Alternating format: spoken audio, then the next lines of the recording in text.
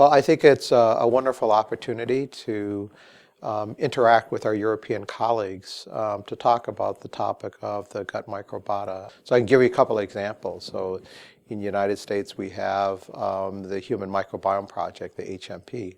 In Europe, there's the European MetaHit Consortium. They both are fabulous groups of scientists working on the microbiome in ways that I think are very synergistic. So we want to talk, and we're very interested about the science.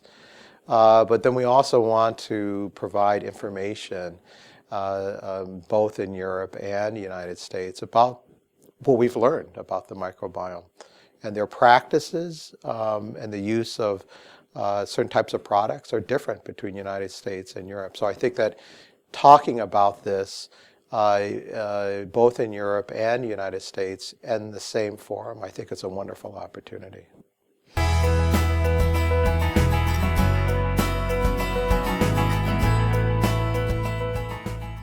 I think that there are certainly significant opportunities for us to be thinking more about synergizing in terms of research. We begin to think about commonalities and where we can be actually helping each other.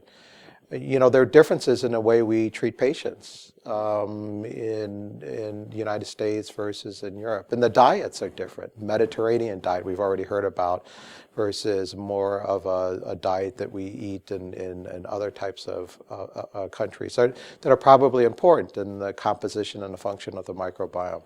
The use of probiotics is more widely used in Europe than the United States. And then of particular interest to us are defined formula diets, enteronutrition for the treatment of Crohn's disease, more widely used in Europe than the United States. So I think there are opportunities not only for research, but the ways that we can apply that knowledge that we gain in research to clinical practice that are different between the United States, represented by the American Gastroenterological Association, and its European counterparts.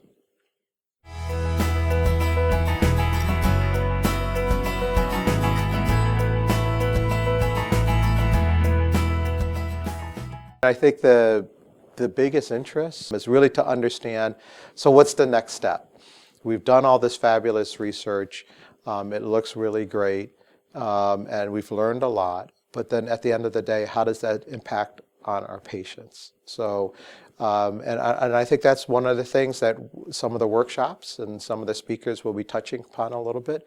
This is a very early area of research, and there's a long way to go. We've learned a lot, but there are a lot of challenges and other things that we need to answer. But I do think a very significant area of interest, and I know this is the case for the AGA, and I'm sure it is in Europe. And it is so what does this mean for myself and my patients? Does a certain type of diet, does this mean I should be eating a certain type of diet that may change my microbiome? What about my patients that have certain types of diseases? Are there microbiome-related clinical strategies to the treatment of disease? And I think that information is coming out, but I think we still have a long way to go.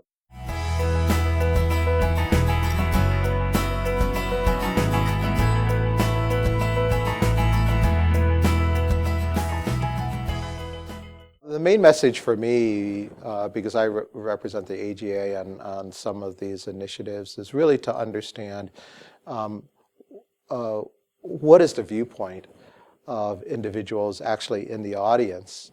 And this is going to be very important for me in the breakout session to really understand what are the things that are of most interest. I mean, I have my own notion that I just mentioned of what I think is most interesting to the more of a clinical audience, but I'd like to hear that. And I'd also like to understand what type of things they want us to answer for them now and in the future. That'll be enormously valuable for me to understand. We have a particular interest in diet, and there's a lot of talk about diet and the microbiome, and I think it's a moving target. We learn new things almost every day in the field. Some of it we think ultimately will be relevant to clinical practice. So I think that that's one of the things personally that I'm quite interested in hearing more about in the plenary sessions and in our breakout sessions. But for me, it's more about trying to understand what type of value we can provide to a more clinical audience as scientists that work in the field.